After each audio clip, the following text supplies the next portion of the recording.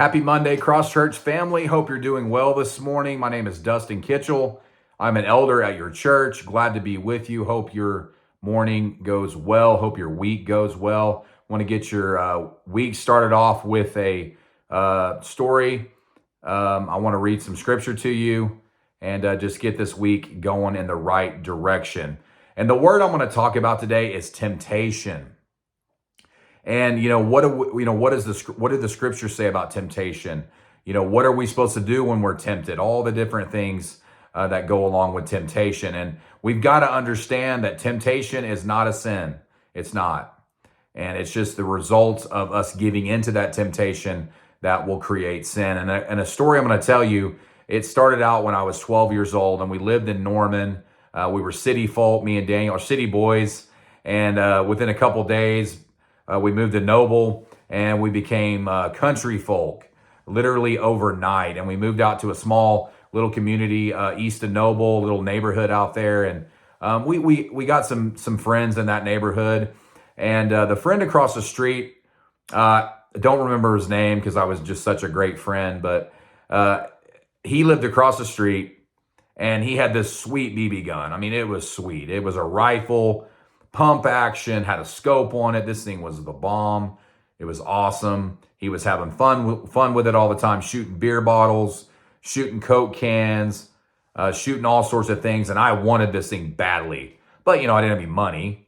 And I was trying to figure out a way how I could get this BB gun from this kid. And I was a baseball card collector. I also collected a little bit of football cards here and there, basketball cards, had a lot of them, probably thousands of them. And took good care of him.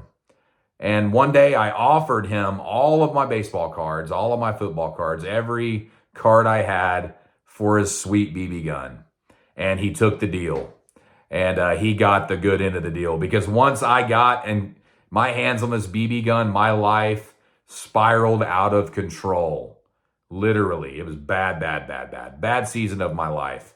And one of the things that I did first with that BB gun, because I'm an absolute imbecile, and hopefully you don't think differently of me, but I would sit on my front porch or in the driveway, and I would shoot the horses across the dirt road, across the barbed wire fence, in the butt, and watch them run away like really quickly, and I thought it was just hilarious. I know. I'm so sorry. Please forgive me. I was not knowing what I was doing. But, it just got worse from there.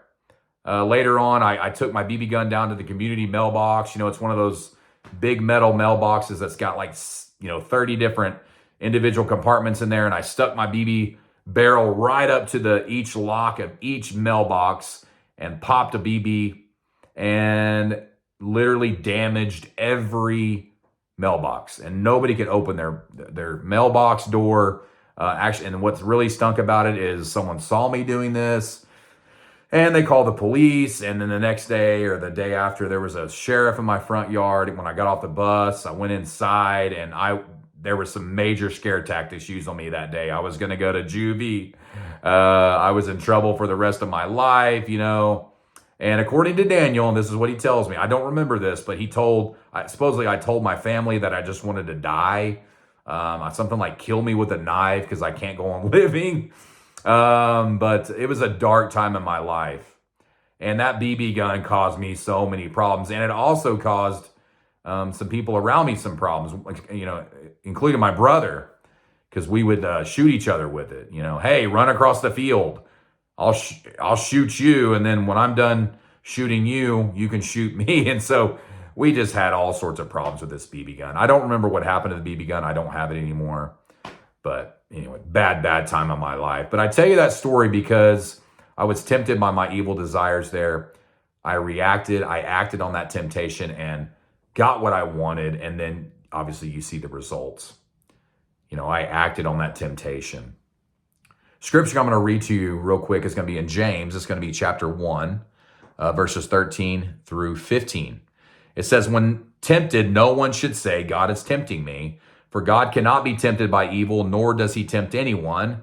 But each one is tempted when he, by his own evil desires, is lured away and enticed. Then after desire has conceived, it gives birth to sin. and sin, when it is full blown, gives birth to death. God does not tempt us. We tempt ourselves by our own evil desires. God is incapable of temptation. It doesn't come from God. I want to make a statement. You're going to think I'm crazy, but temptation is a blessing. Temptation is a blessing. Scripture I'm going to read to you right now is going to be in 1 Corinthians chapter 10, verse 13. It says, "No temptation has overtaken you that is not common to man. God is faithful, and he will not let you be tempted beyond your ability. But with the temptation, he will also provide the way of escape that you will be able to endure it." That way of escape is that moment that allows you to stop and think, what is going to happen if I do this? What are the consequences? How's it going to affect my family? All the different things that come to mind when you're at that moment in your life and you're tempted, and if you're going to make a decision to do it or not do it, what is going to be the result?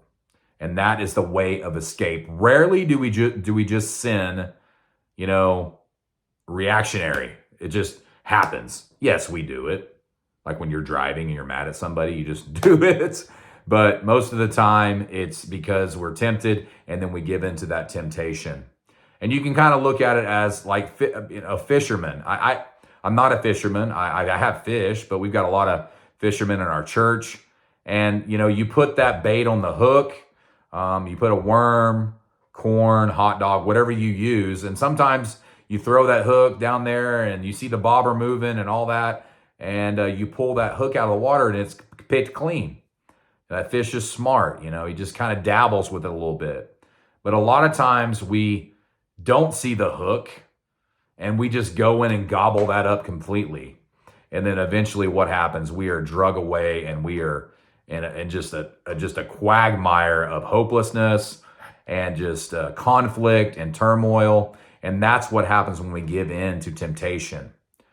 So at that moment, when you are being tempted, I encourage you to view it as a blessing, a moment of hope, a moment of clarity for you to see the results. And that's exactly what Paul says there.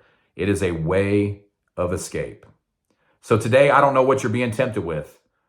Are you being tempted to go somewhere you're not supposed to go?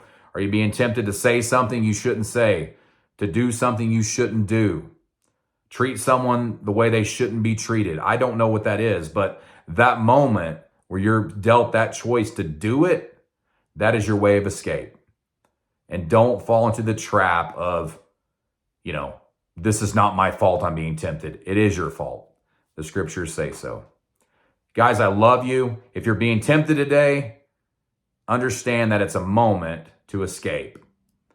And your results of that moment of clarity when you decide to do the right thing will just be a game changer for you, your family, those around you, and your sin life will just be so much less prevalent in your life.